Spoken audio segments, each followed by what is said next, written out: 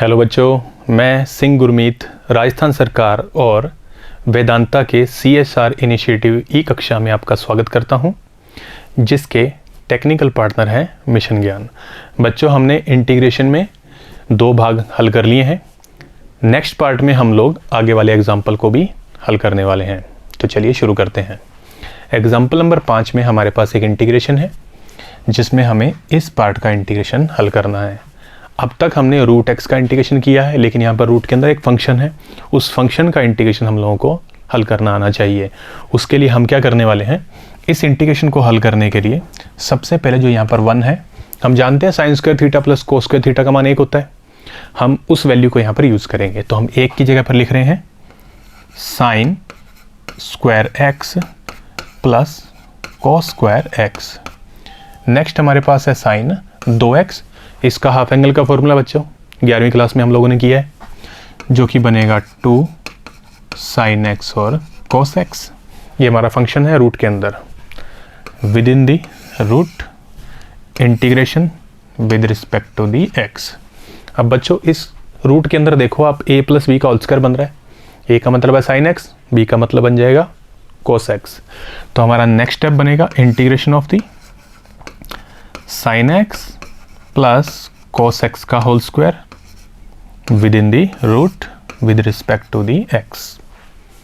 Next हम root और square को हटा देंगे, तो हमारे पास बचेगा sine x plus cos x d x. अब 2 पार्ट आ गए, एक साइन और एक कोस। इनके इंटीग्रेशन हम लोगों को आते हैं, तो इन दोनों पार्ट का इंटीग्रेशन करते हैं बेटा। साइन का इंटीग्रेशन हम जानते हैं माइनस कोस एक्स, फिर जोड़ का निशान है, और कोस का क्या बन जाएगा साइन एक्स, इंटीग्रेशन खत्म, plus constant of integration c। ये आपका आंसर बन जाएगा। यहाँ पर हमने हल किया इसको। हमारा नेक्स्ट एग्जांपल है ये वाला। अब इसके साथ जो ये 1 माइनस कोस 2x और बटे में है 1 प्लस कोस 2x, इस पर हम लोग हाफ एंगल वाले फॉर्मूला यूज़ करेंगे बच्चों। आप याद करें, कक्षा 11 में भी आते थे ये स्पेशल है, इनको घोट के पी जाओ, क्योंकि ये मोस्टली 50% क्वेश्चन में यूज़ हो जाते हैं। इसका वैल्यू बनती है 2 साइन स्क्वायर एक्स और इसकी वैल्यू बन जाती है 2 कोस स्क्वायर एक्स। ये दोनों वैल्यू हम इस इंटीग्रेशन के अंदर यूज़ करने वाले हैं। तो हमारा इंटीग्रेशन देखिए बेटा, ऊपर आ जाएगा 2 साइन स्क्वायर एक्स, नीचे आ जाएगा 2 कोस स्क्वायर एक्स और with respect to the x. अब इसमें 2 से 2 को हमने कर दिया कैंसिल। साइन बटे कोस से हमारे पास बन जाएगा tan ऊपर स्क्वायर और x with respect to the x। अब फिर से वही बात, हम लोग फॉर्मूलों के ऊपर आते हैं। फॉर्मूलों में कहीं भी हमने tan स्क्वायर का इंटीग्रेशन नहीं देखा है। अब हम इसे बदलेंगे और हम जानते हैं इसका फॉर्मूला बनता है sec स्क्वायर x माइनस 1। इसका फॉर्मूला बच्चों sec स्क्वायर x माइनस 1। अब हम इसका इंटीग्रेशन करते हैं। sec स्क्वायर का इंटीग्रेशन हमको पता है, वो बन जाएगा tan x, उसके बाद माइनस है और 1 का इंटीग्रेशन बन जाएगा x, इंटीग्रेशन खत्म, plus constant of integration c। ये आपके इस पार्ट का आंसर बन जाएगा। इस हिसाब से आप इसको नोट कर लीजिए। नेक्स्ट है हमारा एग्जांपल नंबर 7। इसमें जो इंटीग्रेशन है वो 1 अपॉन जो फंक्शन है उसके रूप में है। इसका भी हमें इंटीग्रेशन आता नहीं है, तो पहले हम इसको थोड़ा सा बदल लेते हैं।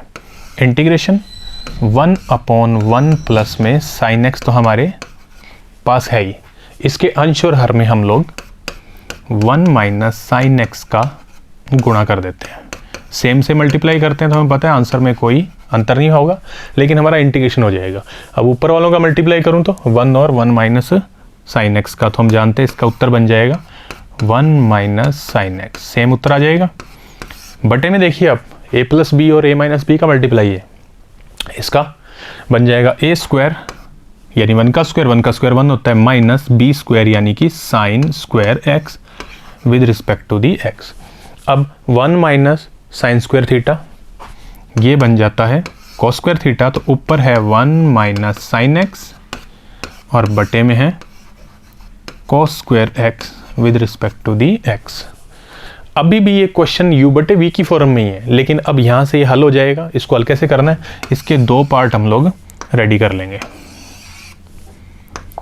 फर्स्ट पार्ट है 1 upon cos square x, second part बनेगा sin upon cos square x.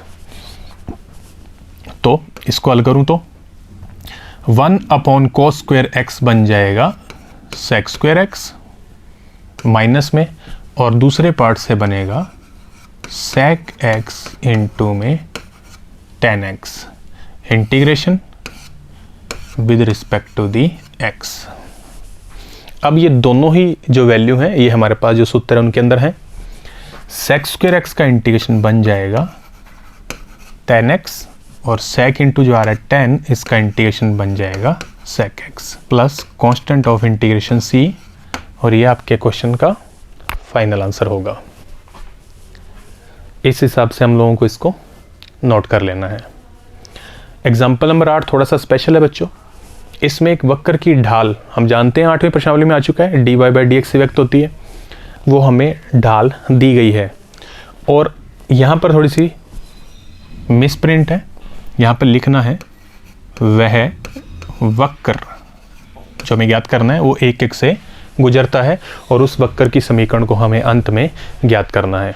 dy by D x की फॉर्म में ढाल है, यदि मैं इसका इंटीग्रेशन कर दूं तो हमें ये dy बाई डी एक्स हट जाएगा, सिर्फ y के अंदर इक्वेशन मिल जाएगी जो कि वक्र की समीकरण होगी। उसके बाद इसको क्वेश्चन को आगे देखेंगे आगे क्या करना है। तो सबसे पहले जो ये वाला पार्ट है, हम इसका इंटीग्रेशन करेंगे, लिखेंगे समाकलन करने पर। अब x के अंदर है तो x के सापेक्ष ही होगा। इस पार्ट का इंटीग्रेशन करूंगा तो वो बन जाएगा y। उस पार्ट को इंटीग्रेशन के सिंबल के अंदर नोट कर लेता हूँ। पहला है उसमें 2x, फिर माइनस लगा के जो 3 बटे एक्स स्क्वायर है इसको लिख लेता हूँ 3 गुणा में x की पावर -2, बटे वाले एक्स स्क्वायर को मैंने ऊपर कर दिया शिफ्ट। अब एक एक करके इनका इंटीग्रेशन करते हैं। आप यदि ध्यान दें तो इस फर्स्ट पार्ट में 2 कांस्टेंट है, बाहर कर दिया। x का इंटीग्रेशन x की पावर n के जैसे बनेगा x स्क्वायर बटे में 2, फिर है माइनस ये 3 x की पावर -2, फिर से x की पावर n है, इसका इंटीग्रेशन बनेगा x की पावर -2 प्लस में 1, और बटे में आएगा -2 प्लस में 1, इंटीग्रेशन खत्म, plus constant of integration c। ये हमारे पास वक्र की समीकरण आ रही है। थोड़ी और हल करें तो ये 2 से 2 हो जाएगा कैंसिल बच्चों, बचेगा x स्क्वायर, यहाँ पर आएगा -1 जिसका मल्टीप्लाई यहाँ होगा तो हमारे को मिल जाएगा सिर्फ 3। यहाँ पर x की पावर आएगी -1 जिसको बटे में लाएँ तो बन जाएगा 3 बटे x plus constant of integration c। आप चाहें तो इसको नाम दे सकते हैं समीकरण नंबर 1। लेकिन इस वक्र के समीकरण में आप ध्यान दीजिए, इसमें c आ रहा है इंटीग्रेशन की वजह से। उस c को हटाने के लिए ही उसने एक बिंदु दिया है कि वक्र इस बिंदु से गुजरता है। इसका मतलब x का मान क्या रखेंगे 1 बच्चों, और y का मान भी क्या रखेंगे 1। वो इसके अंदर जैसे मान रखेंगे हमें किसका मान मिल जाएगा c का। तो ये एक एक बिंदु जो है मैं इसके अंदर नोट कर देता हूँ। तो y के स्थान पर 1, x के स्थान पर 1 आएगा तो x स्क्वायर, 1 का स्क्वायर 1, यहाँ पर बनेगा 3 बटे 1 यानी 3, और आ जाएगा c। जब आप इसको हल करेंगे तो c का मान देखिए आप बन जाएगा -3। ये वैल्यू मैं रख दूंगा समीकरण नंबर 1 में, और जैसे ही मान मैं समीकरण नंबर 1 में रखूंगा हमारे पास इक्वेशन बन जाएगी y is equal to the x square plus में 3 बटे एक्स, और c का मान क्या रख देना है -3। ये आपके वक्र की समीकरण होगी जो हम लोगों को ज्ञात करनी थी। इस प्रकार बच्चों हमने भाग 3 तक सभी उदाहरणों को हल कर लिया है। अगले भाग में हम लोग एक्सरसाइज 9.1 के साथ मिलेंगे, और इसको यदि आप हल करना चाहें तो इससे हल हो सकता है। आज के लिए इतना ही बच्चों, धन्यवाद।